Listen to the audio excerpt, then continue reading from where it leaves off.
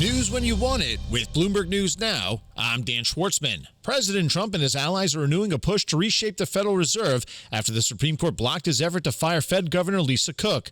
Bloomberg's Enda Curran with more from Washington. The political pressure on the Fed, even though it seems to have quietened down with new chairman Kevin Morse taking over, it hasn't gone away. And our colleagues reporting that the White House is determined to continue to look for ways to get some of its own supporters onto the Fed's board. Brent oil could fall to $60 a barrel by year-end as disruptions in the Strait of Hormuz ease. That's according to Citigroup. Global energy markets are rapidly getting back to normal as a resumption of goods flows through Hormuz, leading to Brent sinking by 30% in the second quarter and undoing all the gains seen during the conflict. Meanwhile, Goldman Sachs has said the global oil market is set to swing back into oversupply as the impact of the Iran war fades. Millions of Americans are driving this July 4th despite soaring gas prices. Bloomberg's Monica Ricks reports. A record-setting 61.4 million people are expected to hit the road, wincing at the cost of gas because it's still running nearly $1 a gallon higher than before the start of the war in Iran. Sure, they've fallen sharply in recent weeks, but this Independence Day period is set to be the third most expensive for U.S. drivers on record, with the national average now at $3.81 a gallon. AAA says nearly half of Americans have changed their summer travel plans because of it, with many offsetting higher costs by taking shorter vacations, choosing closer destinations, or cutting back on extras like eating out or buying souvenirs.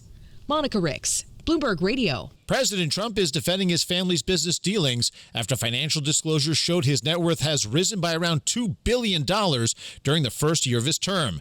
Trump claims he isn't aware of the extent of his digital asset holdings, but says there's nothing illegal about his involvement. Treasury Secretary Scott Bessent also doesn't think it's a problem. I don't think there's an appearance program. The president, this is an innovation presidency. So whether it's digital assets, whether it's AI, whether it's everything that is going on in the tech ecosystem, that all Americans are benefiting from that. That's Scott Bessent on CBS News. According to a financial disclosure released earlier this week, Trump's earned about $1.4 billion from his crypto ventures, including his Trump meme coin and World Liberty Financial, which is a crypto holding backed by the president and his family.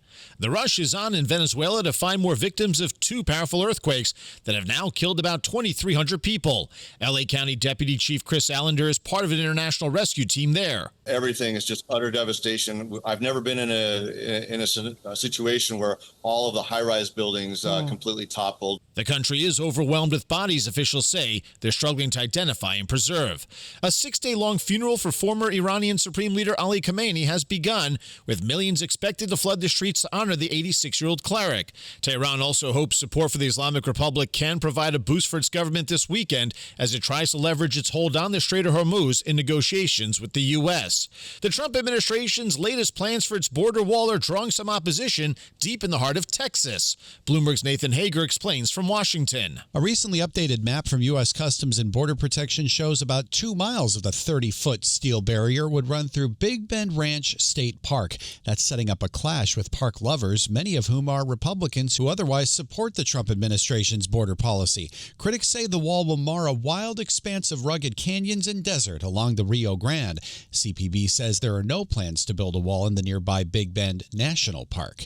In Washington, I'm Nathan Hager, Bloomberg Radio. We're seeing dangerous triple-digit heat across the U.S. today, and it's straining electricity supplies while prompting the biggest U.S. grid operator to declare a level 2 alert that's one notch shy of forced power outages. Bloomberg meteorologist Craig Allen is tracking how long this could last. About 24 states have heat alerts right now. Most of them are warnings for the excessive heat, featuring blistering 95 to 105 degrees and heat index numbers topping 110 in some cases. So unfortunately, we'll have to deal with this for 2 more days, but with more cloud cover and the threat of thunderstorms lingering on Sunday, it could mean an end to the 90s, and by Monday and Tuesday, it will be much easier to enjoy the outdoors. That's meteorologist Craig Allen. Wall Street closed for the July 4th holiday, but overseas markets were open, with the FTSE in London gaining 0.2%. The CAC in Paris added 0.5%, while the DAX in Germany finished up 0.9%. In Asia, the Nikkei in Japan closed up 1.5%. The Hang Seng in Hong Kong gained 1.3%, while China's CSI 300 finished up 0.6%. World Cup knockout round matches today include Australia playing Egypt, Argentina battling Cape Verde, while Colombia faces Ghana. This Independence Day, join Bloomberg this weekend for a special live show from the Intrepid. David Gura, Christina Ruffini, and Lisa Matteo will be celebrating America's 250th birthday all morning on the deck of the Intrepid right on the Hudson River. Watch and listen live on Bloomberg Television, Bloomberg Radio, and the Bloomberg Business app Saturday, July 4th, starting at 7 a.m. Eastern. That's news when you want it with Bloomberg News Now. I'm Dan Schwartzman, and this is Bloomberg.